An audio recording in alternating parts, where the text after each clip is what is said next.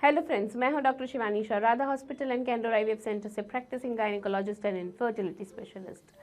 आज हम बात करने वाले हैं आईवीएफ करवाने के बाद, एम्ब्रियो ट्रांसफ़र करवाने के बाद, टेस्ट ट्यूब बेबी करवाने के बाद हमें कितना आराम करना चाहिए। क्या वाकई में हमें आराम करना चाहिए या नहीं करना चाहिए? जी हाँ, इस वीडियो में हम बात करेंगे कि आईवीएफ की प्रक्रिया के दरमियान एम्ब्रियो ट्रांसफ़र कराने के बाद आपको बिल्कुल भी आराम करने की ज़रूरत नहीं है। यस, ये सबसे बड़ा मिथ है, ये सबसे बड़ी गैर समझ है लोगों को, ये सबसे बड़ी गैर मान्यता है कि एम्ब्रियो ट्रांसफ़र कराने के बाद हमें सिर्फ लेटा रहना है। आपको पहले साइंटिफिकली, लॉजिकली समझना होगा कि एम्ब्रियो ट्रांसफ़र में क्यों आराम की बिल्कुल आवश्यकता नहीं है। लोग अक्सर ये गैर मान्यता से गुजरते हैं कि बच्चा अंदर रखा है, हम अगर खड़े होंगे तो बच्चा नीचे से गिर जाएगा, खिसक जाएगा।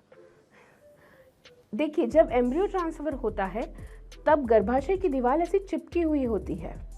ये कोई पोटेंशियल स्पेस या ऐसा कोई हॉलो पाइप नहीं है कि आप खड़े हुए और बच्चा रखा है तो वो नीचे से गिर जाएगा। ये एक पोटेंशियल स्पेस नहीं होती है, ये एक ब्रेड बटर की तरह आप समझ सकते हैं कि बीच में ऐसा कोई जगह नहीं होती। जैसे ही एम्ब्रियो अंदर जाता है तो वो कैथेटर की कैथेटर जो नली की मदद से हम बच्चे अंदर रखते हैं, उसकी वजह से ये इतना खुलता है, बच्चा रखा और नली बाहर निकली तो वापस ये बंद हो गया।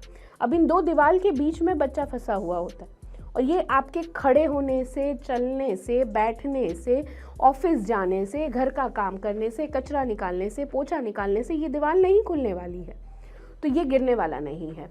दूसरा, एम्ब्रियो ट्रांसफ़र यानी क्या? जो बच्चा कुदरती तौर पे फेलोपियन ट्यूब्स जो नलियों में बनता है, 5 दिन तक नलियाँ उसका विकास करती है और वो बच्चा खिसक के गर्भाशय के अंदर आता है। एम्ब्रियो ट्रांसफ़र में जो ऊपर से बच्चा खिसक के गर्भाशय की दीवार में आता है, एम्ब्रियो ट्रांसफ़र में हम मासिक की जगह से वही बच्चा दीवार के अंदर रखते हैं। तो जो गर्भपेशी है, गर्भाशय है, उसको कोई मतलब नहीं है कि बच्चा नेचुरली ऊपर से आया है या हमने नीचे से रखा है।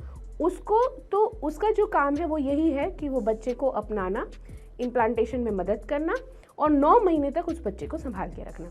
तो प्रैक्टिकली एम्ब्रियो ट्रांसफ़र के बाद अंदर होने वाली सारी प्रक्रियाएं उतनी ही कुदरती होती है जितना नेचुरल प्रेगनेंसी में होती है। हम सिर्फ प्रोजेस्टेरॉन सपोर्ट्स देते हैं ताकि वो कुदरती एनवायरनमेंट नियर नॉर्मल बना रहे। तो ये आपको समझना बहुत ज़रूरी है कि ये सबसे बड़ी गैर मान्यता है कि हमें सोते रहना है। हमने कई बार ऐसे पेशेंट्स देखे हैं जो बेड पान का इस्तेमाल करते हैं 15-15 दिन तक, जब तक रिजल्ट नहीं आता तब तक बेड पान लेते हैं। कुछ लोग अपनी ट्रीटमेंट इसीलिए डिले करते हैं क्योंकि वो ये कहते हैं हमारे घर पे मदद करने वाला कोई इंसान नहीं है, तो 2 महीने बाद हमारे मौसी या मम्मी या दीदी या कोई आएंगे जो घर का काम करेंगे, उसके बाद मैं एम्ब्रियो ट्रांसफ़र कराऊंगी। इन सब चीज़ों की वजह से एक तो वो अपना उम्र भी बढ़ाते जाते हैं और एम्ब्रियो ट्रांसफ़र के बाद, रेस्ट के बाद नेगेटिव रिजल्ट का रिस्क और बढ़ाते हैं। क्योंकि अगर एम्ब्रियो ट्रांसफ़र के बाद आपने रेस्ट किया तो बहुत साफ है कि आपके गर्भाशय जो पेल्विक ऑर्गन है, इसको खून अच्छे से नहीं मिलेगा। खून आपके बाकी ऑर्गन्स में डिवाइड ज़्यादा होगा। यूट्रस को, गर्भपेशी को अगर खून अच्छे से नहीं मिलेगा तो ऑक्सीजन का एनवायरनमेंट नहीं होगा। ऑक्सीजन का एनवायरनमेंट नहीं होगा तो बच्चा चिपक नहीं पाएगा। तो ये जो सिंपल लॉजिक है, इससे हट के हम गैर मान्यताओं में फंस जाते हैं। इवन रिसेंट स्टडीज़ ने प्रूव किया है कि एम्ब्रियो ट्रांसफ़र के बाद आपने जितना ज़्यादा रेस्ट किया है उतना ज़्यादा आपको नेगेटिव आने की चांसेस ज़्यादा है, बेस्ट क्वालिटी एम्ब्रियो और बेस्ट क्वालिटी एंडोमेट्रियम के बावजूद भी। तो रूटीन काम करने हैं, हाँ, बशर्ते हम जर्की या झटके लगे ऐसे काम करने के लिए आपको मना करते हैं, पर इसका मतलब ये नहीं है कि आपको लेटे रहना है। हमने बहुत बार पेशेंट्स को ऐसा कहते हुए सुना है कि वो 3-3 महीने, 4-4 महीने तक लेटे रहते हैं, उसके बाद रिपोर्ट लेके आते हैं कि हमको डायबिटीज़ हो गया, हमको हाइपरटेंशन होना ही था। अगर इतना आराम करेंगे, ह्यूमन बॉडी है वो आराम के लिए नहीं बनी, वो वर्क करने के लिए बनी है और जितना ज़्यादा वर्क होगा उतना ज़्यादा उस ऑर्गन को सप्लाई मिलेगा। जितना ज़्यादा ब्लड सप्लाई होगा उतना अच्छा उस ऑर्गन की फंक्शनिंग होगी। तो ज़्यादा से ज़्यादा आराम करके आप अवरोध डाल रहे हैं, ना ही सक्सेस रेट पे पर अपने प्रेगनेंसी पे भी, और आईवीएफ के ओवरऑल सक्सेस रेट को भी आप घटा रहे हैं।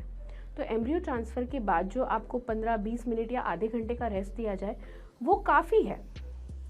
हमारे जो कुछ डॉक्टर पेशेंट्स होते हैं, डॉक्टर कम्युनिटी के, उनको हमने देखा है कि वो एम्ब्रियो ट्रांसफ़र कराने के बाद शाम को ही अपने क्लिनिक में जाके पेशेंट देखना शुरू करते हैं और वो लोग पॉजिटिव आते हैं।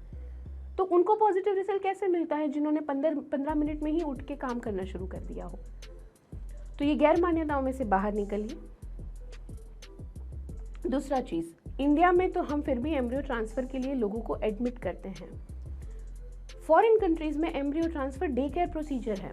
आप अंदर गए, एम्ब्रियो ट्रांसफ़र किया, आपको उठाया, आपको दवाइयाँ समझाई और भेज दिया, फिर आप अपने रूटीन ज़िंदगी के कामों में लग जाते हैं, फिर भी उनको सक्सेस होता है। तो इन सब गैर मान्यताओं से बाहर निकलिए। एम्ब्रियो ट्रांसफ़र के बाद आराम नुकसानकारी है ज़्यादा देन बेनिफिशियल। सो इस मिथ्या को तोड़े, अपने दिमाग को थोड़ा स्ट्रॉन्ग करें और एम्ब्रियो ट्रांसफ़र के बाद ऐसा कोई रीज़न नहीं है कि आपको रेस्ट करना चाहिए। आशा करती हूँ इस वीडियो से आपकी एम्ब्रियो ट्रांसफ़र के बाद आराम करने की गैर मान्यता पे पर्दा डला होगा। इस वीडियो को ज़्यादा से ज़्यादा लाइक करें, शेयर करें एंड सब्सक्राइब करें।